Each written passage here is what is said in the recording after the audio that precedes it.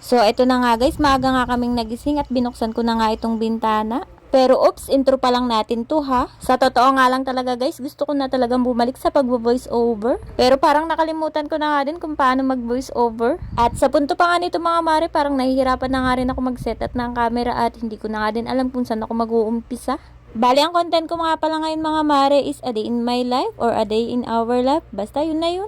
At kung maboboring naman kayo dito sa aking video mga mare at pare, pwede nyo nga i-skip tong video na to. At ayan nga, na-set up ko na nga yung camera dito mga mare. At ayan, umupo nga lang ako at kunwari nagkakape-kape. O diba parang tanga lang. Pagigising nga lang namin dito mga mare at maaga nga kaming nagising dahil may pasok nga itong si Cyrus. Sa hindi pa nga nakakaalam mga mare, nandito nga po pala kami ngayon sa Cagayan. Nagbabakasyon sa bahay ng kuya ko. At halos 1 week na nga rin pala kami dito mga mare at hindi ko mga sure kung kailan kami makakabalik ng Nueva Ecija. Kayo ba mga mare pare, tiga saan kayo? I-share nyo naman dyan sa comment section para malaman ko kung hanggang saan umaabot yung video ko. Dito nga sa Cagayan mga mare, medyo uso pa nga yung ganitong bintana. Nakakatuwa lang din dahil parang bumalik nga ako sa nakaraan dahil ganito pa nga yung usong bintana noon. Alam ko naabutan nyo rin yung mga mare pare kung kayo nga ay mga batang 80s or batang 90s. Nagising na nga itong si Baby Girl mga mare, kaya naman ito lumabas na nga kami sa kanyang tambayan.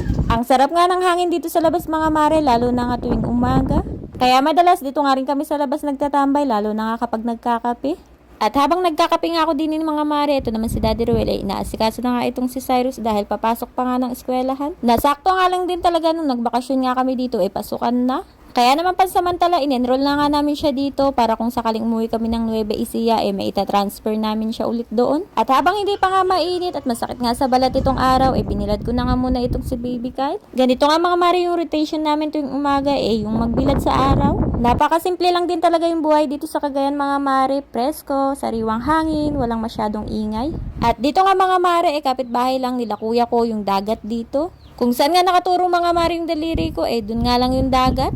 Kaya kahit pa paano mga mare, hindi nga kami naboboring dito dahil may napapasyalan naman kami. At kung tutuusin nga talaga mga mare, mas masarap talagang tumira sa probinsya dahil nandito nga yung payapang hinahanap-hanap mo. Hala uy, kanta yun.